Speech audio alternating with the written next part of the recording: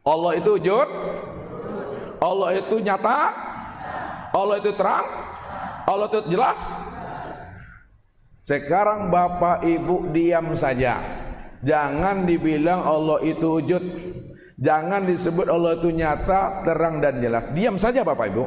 Ketika Bapak Ibu diam, apakah Allah itu tidak wujud? Apakah Allah itu tidak nyata? Apakah Allah tidak jelas? Apakah Allah tidak terang? Tetap wujud, terang, nyata dan jelas walaupun Bapak Ibu diam. Tapi kenapa Bapak Ibu sampaikan?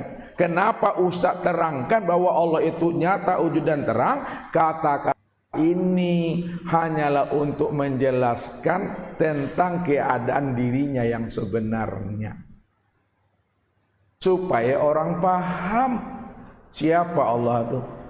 Cobalah kalau Ustaz sudah paham, Bapak Ibu belum paham, diam saja Ustaz, tidak Ustaz sampaikan. Bisakah Bapak Ibu paham? Bisakah Bapak Ibu memahami apa yang Ustaz pahami? Tidak akan pernah bisa. Bapak Ibu baru bisa memahami apa yang Ustaz pahami setelah Ustaz menjelaskannya melalui kata-kata. Jadi kata-kata ini adalah alat untuk menjelaskan barang yang sudah nyata, untuk menjelaskan barang yang telah wujud, untuk menjelaskan barang yang telah zahir. Kalau sudah sama-sama paham Bapak Ibu bahwa Allah itu wujud nyata dan terang, tak perlu disebut-sebut lagi kala lisanahu.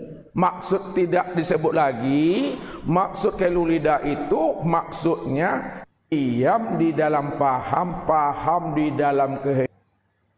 Apa maksudnya diam di dalam paham, paham dalam keheningan? Maksudnya sadari sesadar-sadarnya bahwa segala yang ada, segala yang wujud itu tiada lain adalah Dia. Disitulah diam tuh. Makanya orang makrifat itu letak sempurnanya pada diam. Nah, lihat. Orang makrifat itu kesempurnaannya itu pada diam, bukan pada kata-kata. Kalau Bapak Ibu mengucapkan kata-kata Allah wujud, Allah zahir, dengan kata-kata ini Bapak Ibu mengatakan makrifat. Ketika Bapak Ibu diam, maka hilanglah makrifat Bapak Ibu. Karena Bapak Ibu memahami makrifat itu melalui kata-kata. Sebenarnya orang makrifat itu makomnya itu adalah pada diam. La sautun wala harfun bil haqqi ilallah. Tidak ada suara, tidak ada huruf dan kata-kata, melainkan hanya Allah semata-mata. Itulah maksud Ustaz tadi. Jadi keluar kita dari sini sama-sama diam, jalan kita lagi. Tak perlu nyebut lagi, ditanya sama udah ngapa diam-diam? Udah makrifat nih dah. Tetap bicara ibu-ibu, tetap ngomong apa-apa. Walaupun bapak ibu, ibu-ibu bicara dan ngomong, tidak lagi dia terhijab. Karena dia paham dan sadar yang ngomong itu bukan dia, yang bicara itu bukan dia. Kalau yang ngomong dan bicara itu bukan dia, lalu siapa yang ngomong tuh? Yang ngomong tuh si kalam. Siapa si kalam? Si kalam itu aku. Siapa aku? Iya Tuhan, namanya Allah. Mana orangnya? Keha. Ini orangnya, ini wujudnya. Tapi tak boleh ngaku-ngaku Allah. Belajar ilmu tauhid, jangan ingin jadi Allah. Belajar ilmu tauhid, jangan ngaku-ngaku Allah. Belajar ilmu tauhid, ilmu makrifat untuk memahami dan mengenal Allah cuma yang ada, diri kita tidak ada sejak mula jadi. Kapan diri Bapak Ibu tidak pernah ada sejak mula jadinya? Hah? Halo? Halo? Kapan Bapak Ibu tidak pernah ada sejak mula jadinya? Pasti tak dapat jawab tuh. Iya, kapan diri ibu tidak pernah ada sejak mula jadinya? Alhamdulillah, sejak Allah itu wujudlah diri Bapak Ibu tak pernah ada. Ngerti itu? Ustaz bilang nih suara dia ada serak-serak becek nih dah.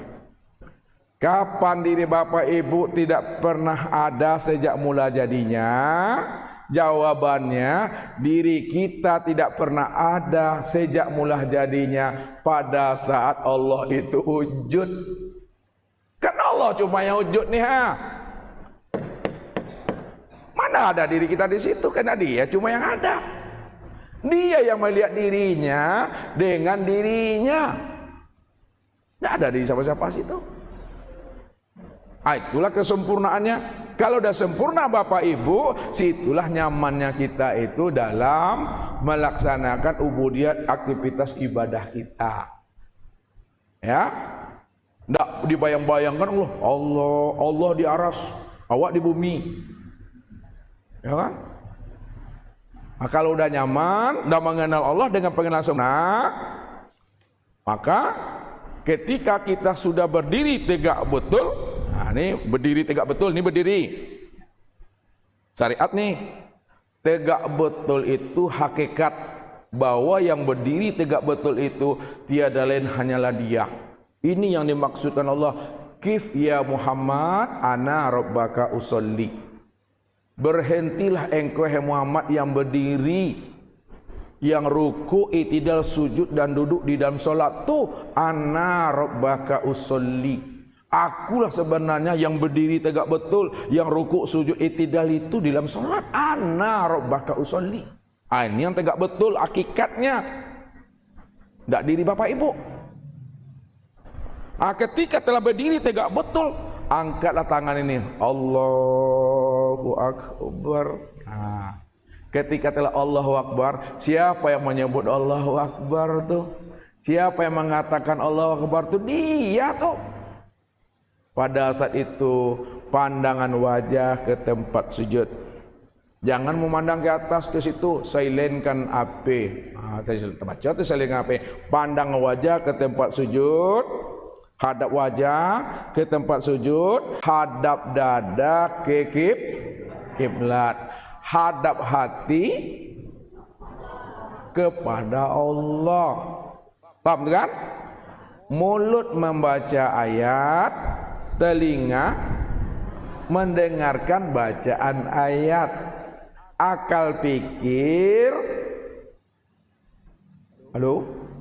mengawasi apa yang dibaca oleh mulut, apa yang didengar oleh telinga, yang diperbuat oleh anggota tubuh, mulai dari takbir sampai salam.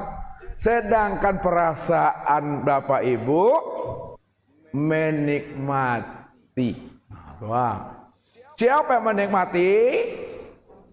Allah yang menikmati dirinya sendiri dengan kelakuannya sendiri, dengan perbuatannya sendiri. Karena tak ada siapa-siapa di situ, yang ada hanya aku. Wa ani'buduni hadza sirati mustaqim. Akulah yang memuji akan diriku sendiri. Inilah jalan yang benar itu. Sekarang kalau Allah yang memuji dirinya sendiri, Allah yang memandang dirinya sendiri, untuk apa Allah memandang dirinya sendiri?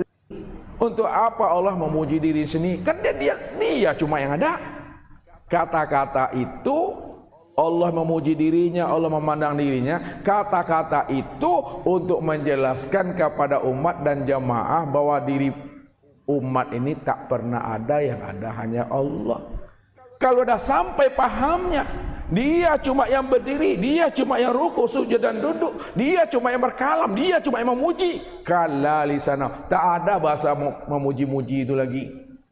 Tak ada kalimat menyembah itu lagi. Kena paham kita, yang menyembah dia, memuji dia, yang berkata dia, tak perlu disampaikan lagi. Bapak Ibu ini punya nama, anggaplah namanya, minta maaf Ustaz, namanya Wati. Orang dah tahu dah si kampung ni, si masjid ni, nama ibu-ibu Wati. Perlu ke ibu-ibu menyampaikan Wati. Perlu lagi? Enggak. Kalau disampaikan juga Wati-Wati itu, apa kata orang tu? Sewai.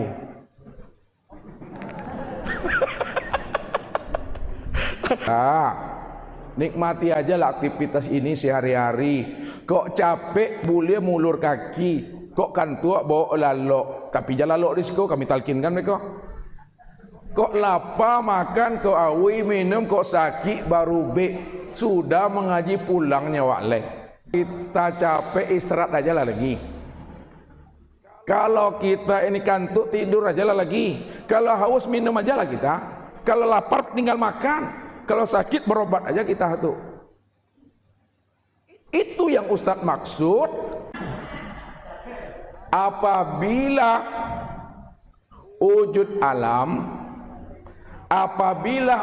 alam, wujud sesuatu telah diliputi oleh wujud Allah, maka yang hilang itu adalah wujud alam dan wujud sesuatu, dan yang nyata itu adalah wujud Allah. Apa sebabnya hilang wujud alam dan hilang wujud sesuatu, ibu-ibu? Wujud alam hilang, wujud sesuatu hilang, lenyap, karena wujud Allah telah meliputi wujud sekalian alam dan wujud segala sesuatu. Kalau wujud Allah telah meliputi wujud alam dan wujud segala sesuatu, maka teranglah seterang-terangnya wujud Allah terlihat pada segala sisi, pada segala sudut, pada segala ruang dan waktu. Ada ruang dan waktu yang tidak ada Allah. Tidak ada tempat kiri kanan atas bawah luar dan dalam yang tidak ada Allah, karena dialah itu awalnya Allah, akhirnya Allah, di tengah-tengahnya Allah, zahirnya Allah, batinnya Allah. Karena Allah itu yang awal, Allah itu yang akhir, Allah itu yang zahir, Allah itu yang batin. Tidak ada ruang dan sisa sisi di situ yang tidak ada Allahnya, karena Dia telah meliputi sekalian alam dan memenuhi sekalian rongga alam.